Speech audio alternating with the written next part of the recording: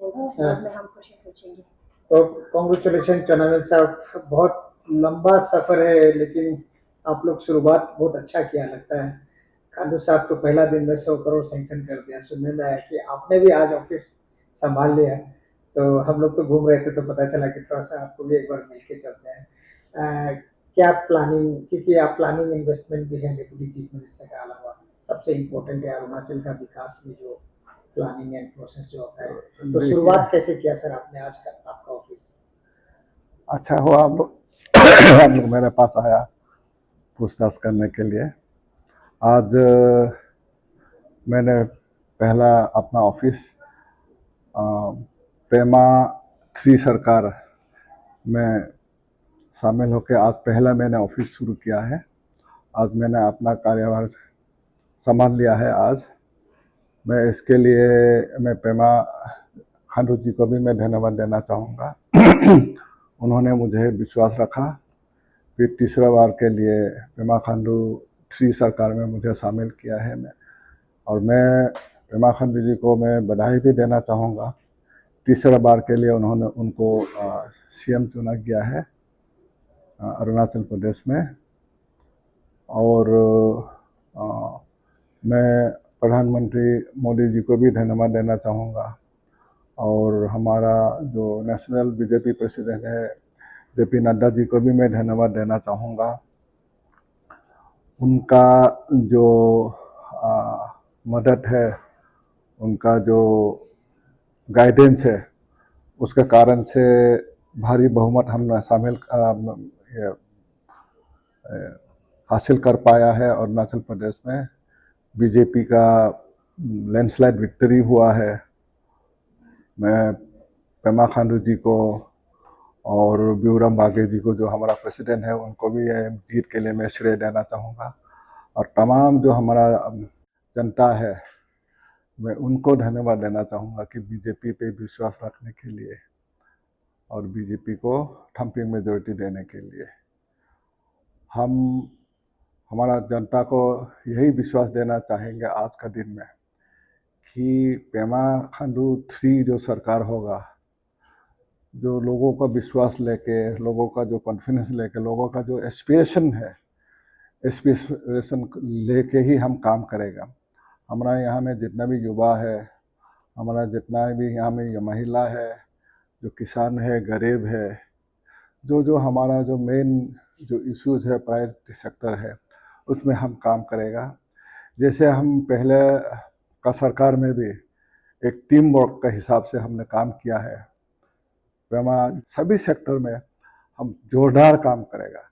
अभी हमारा है काम ही काम।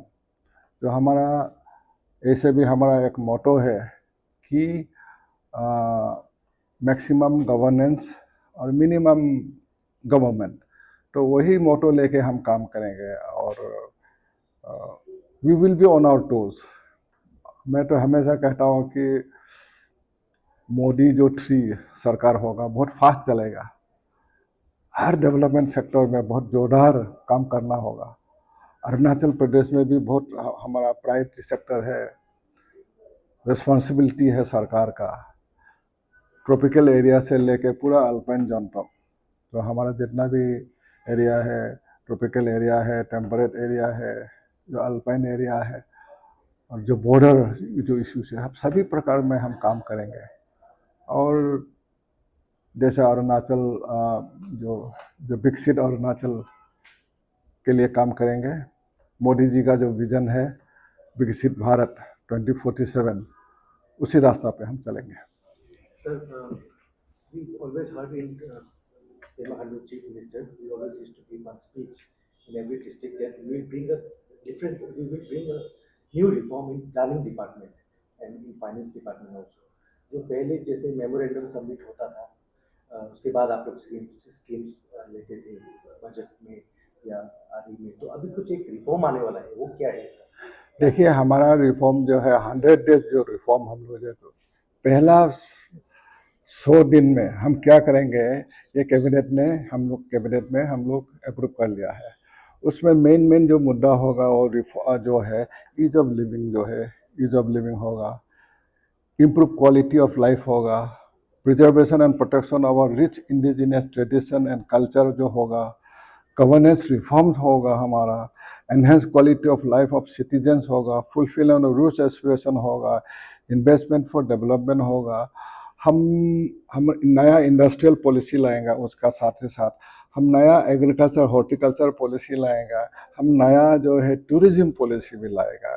Tourism will be one of the very very important and you see the priority sector for this government। तो ये है जो हमारा 100 days जो है, हमारा जो 100 days का जो हमने जो लिया है, तो 100 days में हमने पहला तो हमारा जो है 100 days मैं आपको बता देना चाहूँगा।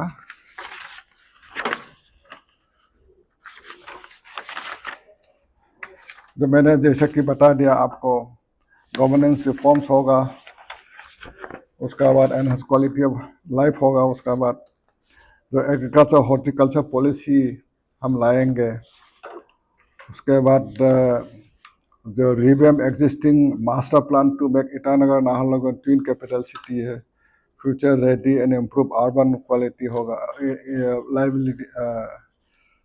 लिवेबिलिटी होगा, फुलफिलिंग यूथ एस्पिरेशन होगा। हमारा यूथ के लिए, जो हमारे युवाओं के लिए क्या क्या हम दे सकता है, उनका स्किल डेवलपमेंट के लिए, उनका जो आपका ये इनोवेटिव जो पॉलिसी होगा उनके लिए, जो भी होगा हम उसमें लेंगे।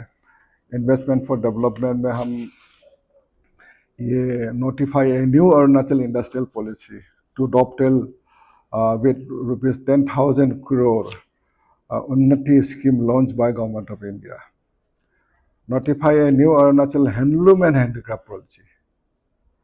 अब एक हम हैंडलूम में हैंडीक्राफ्ट पॉलिसी, ये बहुत हमारा एक खजाना है अपना, जो हैंडलूम एंड जो हैंडीक्राफ्ट है, उसमें हम नया पॉलिसी लाएंगे। One tribe one weave mission, one tribe one weave mission to protect and promote indigenous textiles, handicraft, etc., providing enhanced income for artisans, market linkage, and enabling application for geographical indication tax। ये सब में हम सुधार लाएंगे। Launch a new tourism policy including film, farm, wine and ecotourism, homestay policy to provide holistic experience to domestic and foreign tourists and attract investment। तो ये हमारा जो मेन जो इमीडिएटली जो हम पॉलिसी लाने जा रहे हैं। उसका बाद हमारा जो सस्टेनेबल, जो आप अगर बोलता है कि अरुणाचल के लिए क्या सस्टेनेबल हो सकता है आने वाले, मेरा अपना जो विचार है जो मैं शेयर करना चाहूँगा कि सस्टेनेबल बोलने से सबसे ज़्यादा तो टूरिज्म सेक्टर में हम सस्टेनेबल ला सकता है। फिर हाइड्रो पावर है। हाइड्रो पावर तो शुरू में क्या था, हमारा 400 मेगावाट था, अभी हम 1200 मेगावाट। आज Arunachal Pradesh second in north east है, ये हाइड्रो पावर सरप्लस में है, आज 13 प्रोजेक्ट में हम MOU साइन किया, 11.5 गीगावाट कैपेसिटी का। अगर ये सब काम हो जाएगा तो ये कंप्लीट हो जाएगा, तो अरुणाचल प्रदेश का जो जनता है, they will have the highest per capita income होगा अरुणाचल प्रदेश में। और जो इन्वेस्टमेंट होगा 30,000 करोड़ का जो इन्वेस्टमेंट होगा, उससे हमको क्या फ़ायदा होगा, 12% फ्री पावर मिलेगा, 2% हमारा जो लोकल एरिया डेवलपमेंट होगा। इस तरह का कई हाइड्रो पावर है हमारा। जो एग्रीकल्चर और हॉर्टिकल्चर तो है ही है। प्रायोरिटी सेक्टर अगर बोला जाए तो हेल्थ सेक्टर में प्रॉब्लम है, तो हेल्थ सेक्टर हम बहुत जोरदार हेल्थ सेक्टर में हम काम करेंगे। ये हमारा पॉलिसी होगा। हेल्थ सेक्टर में हमारा नाहरलगुन में आज और ईटानगर में तो ये जो ट्रिम्स तो है ही है, ये जो 300 बेडेड हॉस्पिटल है ट्रिम्स। उसके अलावा डिस्ट्रिक्ट जितना भी डिस्ट्रिक्ट हॉस्पिटल होगा उसको हम one of the best hospital, हम इंफ्रास्ट्रक्चरली हम बेस्ट हॉस्पिटल बनाएगा। सिर्फ हॉस्पिटल बनाने से नहीं होगा, वहाँ में जो जितना भी वहाँ में इक्विपमेंट होगा, वहाँ में जितना भी लेबोरेटरी होगा, most modern laboratory, most modern equipment रखेंगे। उसके बाद सिर्फ इक्विपमेंट और लेबोरेटरी होने से नहीं होगा, उसमें जो मैन पावर चाहिए, मैन पावर भी हम क्रिएट करेंगे हॉस्पिटल में। स्पेशलिस्ट लाएंगे, हम सुपर स्पेशलिस्ट लाएंगे, हर डिस्ट्रिक्ट में रखेंगे कि डिस्ट्रिक्ट में जो इलाज हो सकता है, जो मिनिमम इलाज हो सकता है वो डिस्ट्रिक्ट में ही होगा। यहाँ ईटानगर नहीं आना है। जो मेजर जो क्रिटिकल जो बीमारी होगा उसके लिए ईटानगर आना है। इस तरह का हम डिस्ट्रिक्ट को इक्विप करेंगे, हेल्थ सेक्टर को हम इक्विप करेंगे, ये मेरा मानना है। एजुकेशन सेक्टर में हम बहुत ख़राब हमारा परफॉर्मेंस था। अभी इस साल तो हमने 10% इम्प्रूव किया है उसमें भी, लेकिन उसमें हम सेटिस्फाइड नहीं है। जो हमारा जो पुराना स्कूल है, इंफ्रास्ट्रक्चर, क्लासरूम ठीक नहीं है, डेस्क एंड बेंचेस ठीक नहीं है, रिजल्ट ठीक नहीं है, उसमें हम इम्प्रूव करेगा। जो जितना भी पुराना स्कूल है, और जो हमारा 50 जो है गोल्डन जुबली जो हाई सेकेंडरी स्कूल होगा, वो तो होगा ही होगा उसमें। तो उसका अलावा भी हर डिस्ट्रिक्ट में जो स्कूल का जो इंफ्रास्ट्रक्चर होगा नया होगा, हम सब्जेक्ट टीचर के लिए रिक्रूटमेंट करेंगे। इस तरह का एक एजुकेशन, हेल्थ एंड एजुकेशन में हम रिवैम्प लाएंगे। पूरा का जो कोशिश होगा, एग्रीकल्चर होगा सस्टेनेबल बोलने से, और हाइड्रो पावर तो है ही है हमारा सस्टेनेबल के लिए। तो इस प्रकार का हम अपना रोड मैप बनाएंगे। एक रोड मैप होना होगा हमारा, जो हमारा प्लानिंग एंड इन्वेस्टमेंट में एक प्रॉपर रोड मैप करेंगे। अभी तो बजट भी आने वाला है, हम बजट भी हम अगला महीना में हम बजट पेश कर देंगे। कितना सर? तो अच्छा बजट होगा हमारा। 30,000 करोड़ से भी ज्यादा लास्ट बजट होती थी। अब इस बार कम से कम 9-10% उससे ज़्यादा का होगा। मिनिमम 10% तो हम उससे पुराना बजट से जो बी था ना, इस दफ़ा के बी तो उससे ज़्यादा होगा। हम यही उम्मीद रखा। हमारा पोजीशन भी खराब नहीं है, फाइनेंस पोजीशन प्रूडेंट फाइनेंस में। अगर मैनेजमेंट बोलेगा तो प्रूडेंट, हम देखिए नॉर्थ ईस्ट में one of the best financially manage state है हमारा। हम कहाँ, हमारा ये जो 1100 करोड़ हमारा ये जो था हमारा ये GSDP था, 11 करोड़ नहीं, कहाँ 29 करोड़ था, उससे 48 करोड़ हम GSDP 136% जंप किया है। फिर एनुअल बजट था 1100 करोड़ 2015-16 में, अभी 29 करोड़ में पहुंच गए। इस दफ़ा 30 करोड़ से हम ज़्यादा, अब जो पूछा है 30 करोड़ से ज़्यादा हम करेंगे। उसके बाद हमारा SOR, हम जब सरकार में थे तो 2017-16 में SOR था सिर्फ 1200 करोड़, आज तकरीबन हम 400 करोड़। हम उस पर भी SOR में भी हम छलांग लगाएंगे, हम इम्प्रूव करेंगे। फिर हमारा जो GST है, GST में सिर्फ 7,000 हमारा टैक्स पेयर था, अभी 17,000 टैक्स पेयर हो गया। 7,500 रेवेन्यू हम कलेक्शन किया है। ये it's a very you see जो ग्रोथ है, वेरी पॉजिटिव ग्रोथ है हमारा जो है ये। सर, 2 स्मार्ट सिटीज है in Arunachal, so they have one Itanagar municipal corporation and Pasighat municipal corporation. उसके लिए आप लोग बजट में, like in other state, they keep some percentage for the municipal corporation, but आपके अरुणाचल में यहाँ पे आप लोग ग्रांटी एड देते हैं। आपने 5 करोड़ दिया था ना आप लोग म्युनिसिपल कॉर्पोरेशन के लिए? देखिए हम लोग पंचायत में तो हम ग्रांट्स देता ही है, म्युनिसिपल के लिए ऐसा कोई ऐसा नहीं है हमारा। तो आने वाले बजट में हम लोग डिस्कस करेगा, जो भी होगा। हाँ, बजट में डिस्कस, तो नेक्स्ट ईयर का बजट में, हाँ, स्टेट शेयर जो होगा हम वो स्टेट शेयर जरूर करेगा हम, जो भी होगा। आज आपने पहला क्या फाइल साइन किया अरुणाचल का जनता को बताइए। इन्वेस्टमेंट, क्या इन्वेस्टमेंट था? 700 करोड़ का इन्वेस्टमेंट हम किया है, 700 करोड़ का। उसमें कम से कम हम 4-5% का हमको मुनाफा होगा इन्वेस्टमेंट। हम RBI का साथ हमने 700 करोड़ का इन्वेस्टमेंट किया है, उसमें हम तकरीबन 4-5% हमको मुनाफा होगा। अरुणाचल प्रदेश में अभी क्लाइमेट की वजह से काफ़ी ज़्यादा डिजास्टर होते हैं ड्यूरिंग या फिर समर मानसून में। आप लोग की तरफ से डिजास्टर मैनेजमेंट में अरुणाचल के लिए कितना बजट है? देखिए, डिजास्टर मैनेजमेंट एक तो है नेशनल जो डिजास्टर मैनेजमेंट जो है, फिर स्टेट डिजास्टर मैनेजमेंट भी होता है। उसमें सरकार का तरफ से जो सेंट्रल सरकार का तरफ से जो पैसा आता है वो तो है ही है।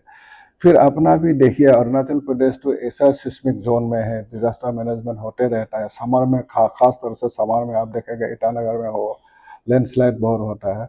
उसके लिए भी अभी जो अच्छा क्वेश्चन किया है आप, उसके लिए भी अभी आने वाला बजट में हम ये अच्छा से हम उसको डिस्कस करके क्या हम डिजास्टर मैनेजमेंट में क्या चेक कर सकता है, उसमें हम जरूर विचार करेंगे। ये हम चाहता है कि डिजास्टर मैनेजमेंट में हम अच्छा कंट्रोल कर पाए। अभी तो ट्रांसपेरेंसी हम जितना लाया है अरुणाचल प्रदेश, कौन लाया था इतना पहले? तो अब आज बिना ट्रांसपेरेंसी का काम नहीं कर सकता। हम जो भी करेगा एकदम पूरा खुलम खुला ये जो पब्लिक डोमेन में आ जाएगा हमारा। आज फाइनेंस का जो भी हो चल रहा है तो पूरा पब्लिक डोमेन में, सब चीज पब्लिक डोमेन में है। तो उससे और ज्यादा तो ट्रांसपेरेंसी क्या चाहिए? जो आदमी करप्शन में लिप्त था वो भी पकड़ा गया है ना, वो तो छुपे छुपे करप्शन के आखिर में पकड़ा जाएगा ही जाएगा। तो nobody will be spared who will be indulging in corruption and all this thing, illegal activities in all that. तो we are in the full this thing। तो हम जो रिफॉर्म लाए, जो करप्शन में भी हम काफ़ी कंट्रोल लाया है। तो इसी तरह का जो पेमा खांडू का जो सरकार है, जो रोड मैप होगा, एक अच्छा रोड मैप होगा। हमारा क्या है अभी मेन जो चीज़ जो मेन है, जो मैं एक चीज़ कहना चाहूँगा कि हम रिवर्स माइग्रेशन होना है अरुणाचल प्रदेश में। अभी दूर दराज इलाका में, बॉर्डर एरिया में, आप इंटरनेशनल बॉर्डर एरिया में लोगों के लिए अच्छा पढ़ाई का सुविधा होना होगा, अच्छा हेल्थ केयर सुविधा होना होगा, रोड कनेक्टिविटी होना होगा। नहीं तो माइग्रेशन आके नीचे आता है। तो अभी देखने को मिला है रिवर्स माइग्रेशन हो रहा है दो एक जगह। We can give you example also, कहाँ रिवर्स माइग्रेशन, खेती हो रहा है वहाँ में, हॉर्टिकल्चर हो रहा है तो वापस जा रहा है। और याचुली से यहाँ में नहीं है, आप सब याचुली वापस चला गया वहाँ में। कितना हॉर्टिकल्चर, मैसिव हॉर्टिकल्चर होता है। अब ताली में हॉर्टिकल्चर हो रहा है, अब कुरुकुमे में हॉर्टिकल्चर हो रहा है। तो लोग धीरे धीरे वापस जा रहा है। हम वापस भेजेंगे, हम सुविधा वहाँ देंगे। हम 44,000 करोड़ का जो आपका फ्रंटियर हाईवे बन रहा है, उसमें कॉरिडोर कनेक्टिविटी हो रहा है। इस तरह का बहुत सारे जो प्रोजेक्ट आने वाले हैं अरुणाचल प्रदेश में। तो काफ़ी काम होगा, अच्छा होगा, प्रोग्रेस होगा, डेवलपमेंट होगा। और हम एक टीम वर्क का हिसाब से काम करेंगे। अभी नया मिनिस्टर बहुत इंडक्ट हुआ है पेमा खांडू थ्री सरकार में। We have already said that we are on our tours. हम काफ़ी टूर करेंगे। मैं अपना से भी टूर करूँगा। मैं जो दूर दराज इलाका है, बॉर्डर एरिया है, जो हमारा इंटरनेशनल बॉर्डर एरिया, वहाँ जाएगा, वहाँ का जायज़ा लेंगे, वहाँ का क्या सुविधा है, प्रॉब्लम क्या है, उसका जायज़ा लेके हम सभी प्रकार का जो वाइब्रेंट विलेज प्रोग्राम होगा, जो आपका टेलीकम्युनिकेशन का जो सुविधा होगा, जैसे हम अभी हमने यहाँ में आपका 100 डेज में तो टेलीकम्युनिकेशन, हर गांव में टेलीकम्युनिकेशन होना है, वो भी हम निर्णय लिया है 100 डेज में। इस तरह का टेलीकम्युनिकेशन कहाँ नहीं है वो भी करेगा। और दूर दराज इलाका में, जो बॉर्डर एरिया में जो हाइड्रो पावर नहीं है, जो पावर सेक्टर नहीं है, छोटा छोटा मिनी माइक्रो हाइड्रो प्रोजेक्ट हम ला के हम उसको भी इलेक्ट्रीफाइड करेगा। इस तरह का हमारा अपना प्लान है जो है। Sir, as a DCM and Planning Minister, how do you intend to collaborate with states, other department and the central government to achieve your goals? देखिए, हमारा प्लानिंग एंड इन्वेस्टमेंट डिपार्टमेंट, हम हर टाइम में हम सब department का साथ meeting करेगा। We will hold meeting, meeting with all the other department. तो किस तरह के डिपार्टमेंट को किस अपना जो रेस्पॉन्सिबिलिटी है, उस रेस्पॉन्सिबिलिटी को लेके Arunachal Pradesh as a team work हम आगे ले जाएगा। जो रेस्पॉन्सिबिलिटी है, जो उनका जो ड्यूटीज़ है, उसको ड्यूटीज़ को ठीक से निभा सके, उसमें हम मॉनिटर करेंगे। प्लानिंग डिपार्टमेंट से हम जरूर मॉनिटर करेंगे। सर देखिए, डिजास्टर मैनेजमेंट में टाइम से टाइम जो वार्निंग तो दिया जाता है हमेशा, लोगों को ऐसे सिचुएशन में कैसे रहना है, कैसे नहीं रहा है, डिजास्टर मैनेजमेंट तो वार्निंग तो दिया ही जाता है। तो सावधानी से चलना है। ऐसे समय में सावधानी निभाना होगा। तो हमारा जो डूज एंड डोंट्स है जो इस समय में, तो उसको मानते चलना है उसको। तो मैं तो यही कहूँगा कि हर जनता को तो इस मानसून सीजन में तो देख के चले जब खूब ज़्यादा बारिश होगा, ज़्यादा तूफान होगा, तब देख के चलना है, निकलना है देख के, ठीक ध्यान से गाड़ी चलाना है। तो इस तरह का जो केयरफुल रहना है, तो उस पर हम ध्यान दे के उसका जो मैसेज है हम मैसेज पास ऑन करेंगे जरूर। सर कहीं कहीं में सर यूडी ने बीपीएल कॉलोनीज बनाई या बीपीएल बिल्डिंग्स बनाई, क्वार्टर्स बनाए, तो that has been given to temporary to the people like police personnels and all, तो that has been not given to the beneficiaries. अभी तक बेनिफिशियरी को सिलेक्ट नहीं किया गया, because who comes under BPL, who have BPL card, कौन गरीब रेखा से, उसको बेनिफिशियरी को आप लोग कैसे उसको मॉनिटर उसको टारगेट करना होगा, बेनिफिशियरी हमको ईयरमार्क करना होगा। पहले तो बेनिफिशियरी कौन आना चाहिए, कौन नहीं आना चाहिए, उसको ईयरमार्क करके जरूर हम उनको लाना चाहिए। उनके लिए बनाए हैं तो उनको जाना ही होगा वो। तो ये है, गवर्नमेंट ऑफिशियल्स उसको यूज नहीं कर सकते। यस। तो वो जो यूडी डिपार्टमेंट से हम लोग मीटिंग करेंगे, यूडी डिपार्टमेंट, आप सही बोला है, जो हम यूडी डिपार्टमेंट से मीटिंग करके वो जो ऐसा जो बिल्डिंग बनाया है गरीबों के लिए, तो उसमें क्या हुआ है वो हम जरूर मॉनिटर करेंगे और उसमें प्रॉपर एक्शन लेंगे हम। रोप वेज है कैपिटल में और अलग अलग जगह, काफी सालों से यही चल रहा है कि रोप वे आप लोग बनाएंगे, प्लानिंग चल रही है for to promote tourism, rope ways होना है, तो वो सब अभी तक।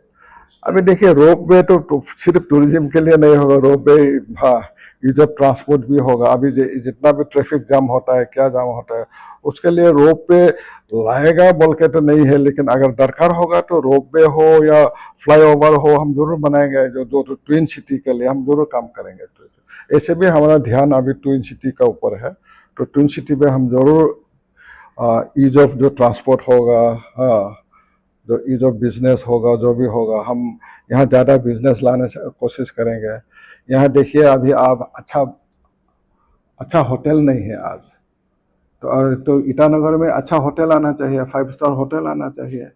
ये हमारा कैपिटल है कि नहीं है, अच्छा फैसिलिटीज़ होना चाहिए, उस पर भी हम ध्यान देंगे कि यहाँ अच्छा होटल आए, अच्छा इंफ्रास्ट्रक्चर हो, ताकि लोग आने से इजीली रह सके। तो इस तरह का कई हमारा जो ध्यान आकर्षित किया है, उसमें हम जरूर प्लानिंग, मेरा अपना डिपार्टमेंट से मैं सभी का साथ में मिल के हम काम करेंगे। स्टूडेंट्स की स्कॉलरशिप हमेशा पेंडिंग रह जाती है, तो स्कॉलरशिप में तो भी तो अभी हमारा जो 100 डेज में तो स्कॉलरशिप का भी जो प्रोग्राम है 100 डेज में जो है, हाँ उसका लिए भी है, उसका लिए भी प्रावधान है। 100 डेज में हम 100 डेज में ये करेगा कि हम जो उसको जो टास्क दिया है वो 100 डेज में अचीव कर पाए। एक से लोगों का होगा कि सब एमएलए उसको ऑक्युपाई करे। इतना अच्छा बिल्डिंग है, एमएलए को हाँ अपार्टमेंट बनाया है, सब एमएलए वहाँ जाना होगा। अभी यही निर्णय लिया गया है कि एमएलए वहाँ जाएगा, वहाँ रहेगा, उसका यूटिलाइजेशन हो जाएगा।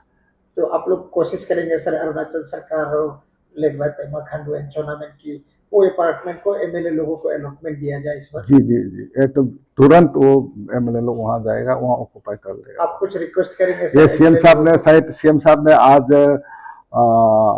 ये तय कर लिया है कि वहाँ एमएलए लोग जाके बैठ जाए वहाँ, क्योंकि यूटिलाइजेशन होना होगा ना, उसके लिए बनाया गया है। तो उसको क्यों इतना, ठीक है कोविड है, कोविड तो चला गया, अभी एमएलए लोग वहाँ जाना होगा।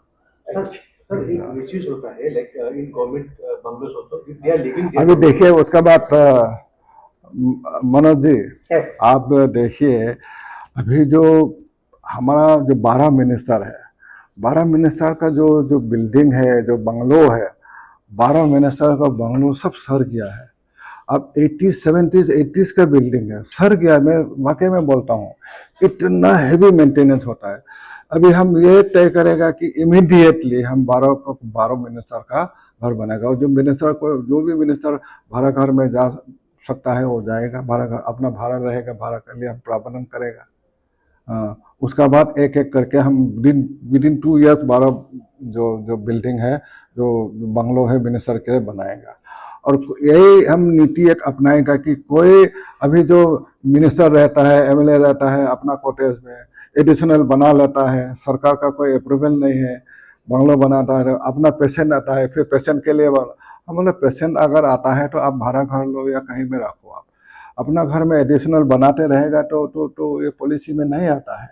तो इसीलिए जो भी होगा, मिनिस्टर बंगलो होगा, एमएलए जो अपार्टमेंट होगा, उसमें कोई एडिशनल कोई एमएलए या मिनिस्टर खुशी नहीं बना सकेगा। इसमें रूल लाएगा हम लोग कि ये नहीं होना चाहिए। बहुत अच्छा डिसीजन लिया सर आप लोगों ने। तो क्या कोशिश करेंगे कि क्योंकि पहले जमीन बहुत था ईटानगर में अवेलेबल था, अब जमीन का स्कैरसिटी है, तो हम तो लोग क्या आप लोग vertical मल्टी स्टोरी टाइप का yes, ऐसा yes, प्लानिंग yes. करेंगे ताकि वैसे- स्पेशल जगह बचा रहे ना सर? सही बोला है, सही बोला है, यही करेंगे हम लोग, Thank you, sir. वर्टिकली जाएंगे हम लोग building. Thank you very much. Sir power में सर अभी जो न्यू डैम्स है उसका अभी जो बनने वाले हैं आपके रोइंग में या अलग अलग जगह, सबसे बड़ा डैम जो उसका कंस्ट्रक्शन चल रहा है सर अभी दिबांग सबसे बड़ा जो दिबांग मल्टीपर्पज है 2880, उसका तो काम चल रहा है अभी उसका काम चल रहा है उसका। फिर अभी टेंडर होगा 1750 मेगावाट का जो लोअर डिम्बे है, उसका भी जल्द से जल्द टेंडर होने वाला है। फिर 2000 मेगावाट लोअर सुबनसिरी, उसका भी 500 मेगावाट कंप्लीट अभी होने वाला है। इस तरह का काम बहुत तेजी से चलेगा। उसका बाद सियांग जो प्रोजेक्ट है उस पर भी हम अभी जल्द से जल्द रिव्यू मीटिंग लेने वाला है, सेंट्रल सरकार भी रिव्यू मीटिंग लेना है। तो उस पर हमारा यही लक्ष्य होगा कि हम सियांग डैम पे जल्द से जल्द काम कर सके, हम उसको इम्प्लीमेंट कर सके, ये हमारा लक्ष्य है।